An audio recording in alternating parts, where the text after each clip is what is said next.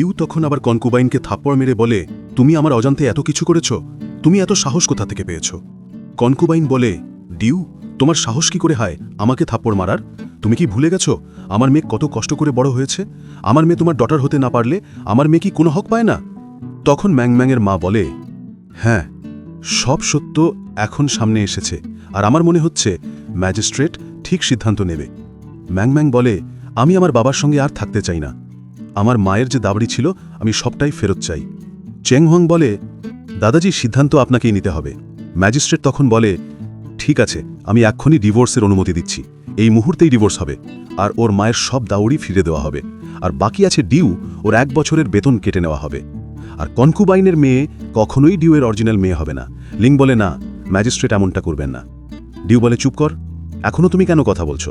এরপর বাইরে বের হতেই ডিউ ব্যঙ্গ করে বলে, এত উড়ো না, একদিন তো আমার কাছেই ফিরে আসতে হবে।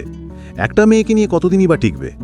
লিজা বলে, টিকতে পারি বা না পারি, আমি কখনোই তোমার কাছে ফিরব না, এই কথা মনে রাখবে।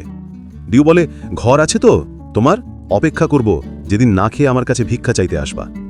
তখন ম্যাংম্যাং বলে, ভয় পেও না মা, আমি আছি তোমার পাশে। লিজা বলে, হ্যাঁ, আমিও তাদের সাথে থাকতে চাই না, আমি শুধু আমার দাউরি নিয়ে আসব। ম্যাংম্যাং বলে, ঠিক আছে মা, চলো। পরবর্তী দৃশ্যে দেখা যায় সৈন্যরা সব জিনিস বের করে এনে বলে, ম্যাডাম, এগুলো ভালো করে দেখে নিন। তখন লিংয়ের মেয়ে বলে, মা, এই অলংকারগুলো তো আমার ছিল, এগুলো ওরা কেন নিয়ে যাচ্ছে? ম্যাংম্যাং বলে, এগুলো তোমার ছিল না, এগুলো আমার মায়ের। তুমি তো শুধু এগুলো ইউজ করতে, এখন নিজের টাকায় কিনো আর পরে ইউজ করো।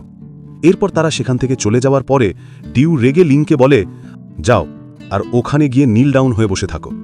এরপর সে এক সৈন্যকে পাঠিয়ে দিয়ে বলে, ওদের অনুসরণ করো, দেখো ওরা কোথায় থাকে। এদিকে ম্যাংম্যাং তার মাকে নিয়ে সেই বাড়িতে যায় যেটা ম্যাজিস্ট্রেট তাকে দিয়েছিল। এরপর বলে, চলো, আমার মা বাবার সঙ্গে তোমাকে পরিচয় করাবো, যারা আমাকে বড় করেছে। তখন নেকড়ে দুটি আসলে তার মা বলে, ধন্যবাদ, তোমরা আমার মেয়ের এত ভালো যত্ন নিয়েছ। ম্যাংম্যাং বলে, চলো মা, ভেতরে ঢুকে দেখি। এরপর তারা রুমের ভিতর চলে যায়। আর এদিকে যখনই ডিউ জানতে পারে যে তারা প্যালেসে থাকার জন্য গেছে, তখন সে বিশ্বাসই করতে পারছিল না, কারণ সে এখন পর্যন্ত জানত না যে ম্যাংম্যাংকে রাজকন্যা উপাধি দেয়া হয়েছে।